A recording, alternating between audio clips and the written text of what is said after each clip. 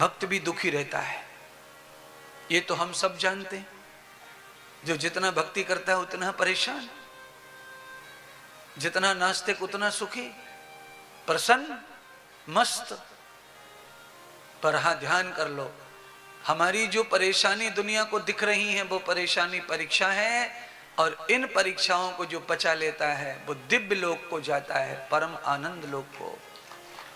और इन परेशानियों से जो मुक्त नहीं है, इन परेशानियों से जो परेशान है, वो कहीं नहीं जाता, वो यहीं मरता है घुट घुट के, घुट घुट के।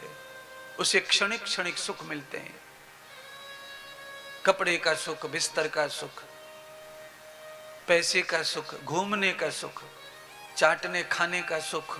बस ये सुखों में आदमी जो है अपने आप को सुखी महसूस करता है, आनंदित महसूस करता है, मस्त महसूस करता है, प्रसन्न महसूस करता है, और उसको ये लगता है कि मेरे पास सब कुछ है। बढ़िया जगह खाना खा ले जाकर, बढ़िया जगह बैठ जाए होटल पोटल में, 4-6 नेताओं से जुगाड़ बैठ जाए, फोटो फाटू हो जाए, तो वो अपने आप को बहुत कुछ समझ लेता है। अरे महाराज, बहुत कुछ समझने की जरूरत इसलिए नहीं है क्योंकि आप 25 साल के अंदर किसी भी नेता का नाम ले लो, आप उसी की कुंडली हम आपको बता देंगे।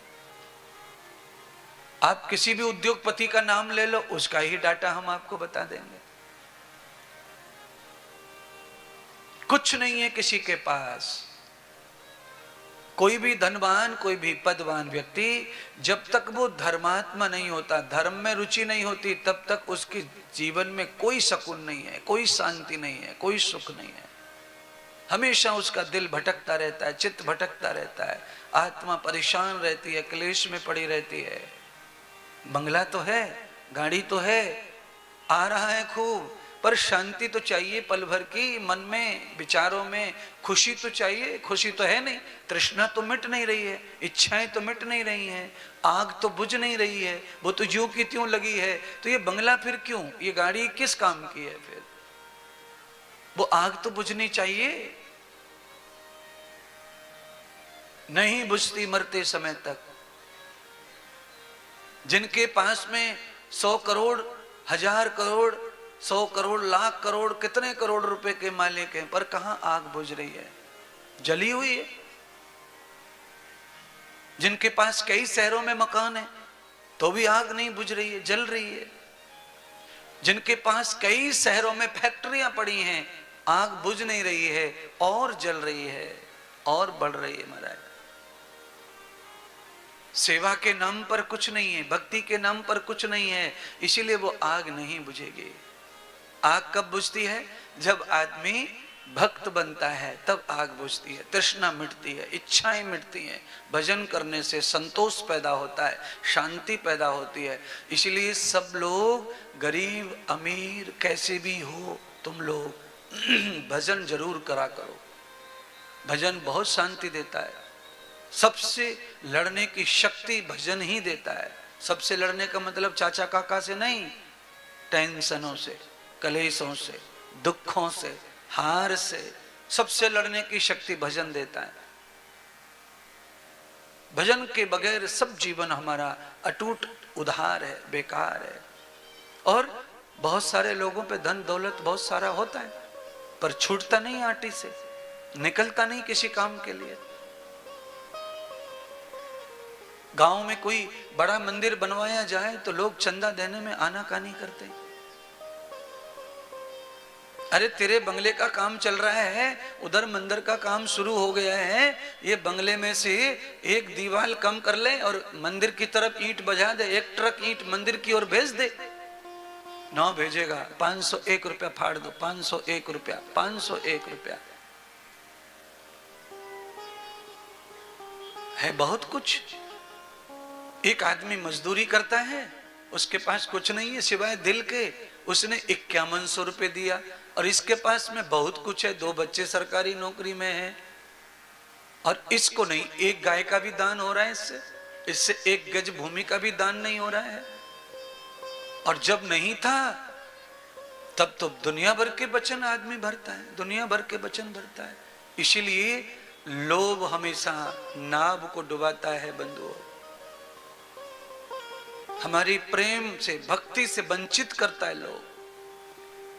क्योंकि लोभ का लालच पाप है और पाप का बाप ये लोभ है, आपके जीवन को बांध के घूमता है।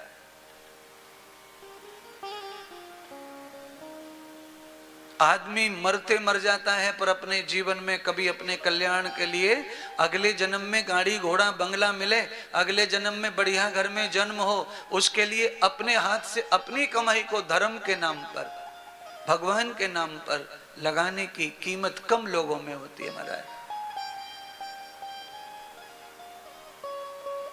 बहुत सारे लोग हैं क्षेत्र में, बहुत लोग हैं महाराज।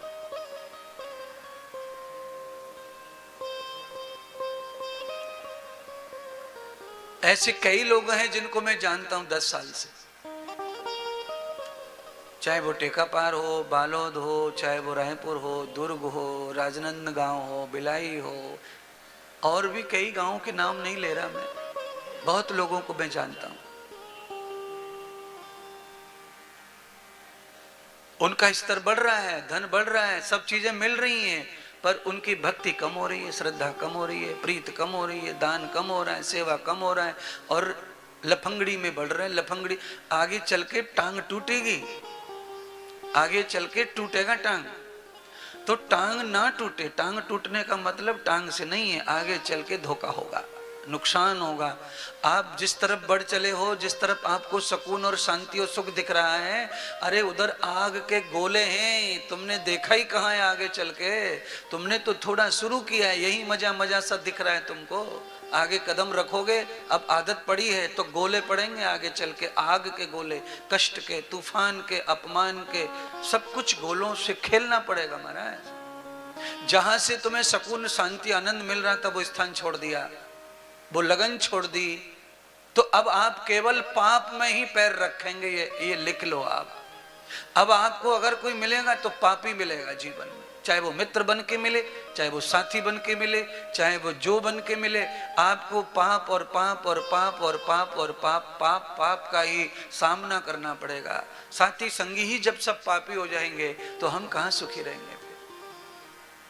अच्छा बोलो, चारों तरफ से धुआं हो रहा हो, हम वहां बैठ जाएं, चाहे हम परफ्यूम लगा के गए हों मोगरा की, पर धुआं में तो महाराज मोगरा की खुशबू कम, आंसू ज्यादा आने वाले हैं, क्योंकि आंखों को धुआं सताएगा चारों तरफ से है, तो वो खुशबू नाक में रह जाएगी, और ज्यादा देर खुशबू नाक नहीं लेती है, पर आंखें धुआं तब तक लेती हैं जब तक धुआं खत्म नहीं होता, आंसू बहेंगे। ये पाप माने धुआं है, चारों तरफ धुआं हो रहा है, इस धुआं से बचना है तो सिर्फ और सिर्फ वही भक्ति करो जहां संतुलन बनता है, जहां शांति बनती है, जहां संतोष बनता है।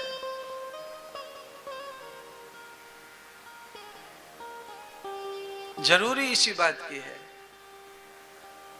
आ जाइए, गोपियां कैसे परेशान है एक भजन के माध्यम से समझ लेते हैं। आपको आए हुए काफी देर हो गई है, थोड़ा फुड़क लेंगे तो ठीक रहेगा।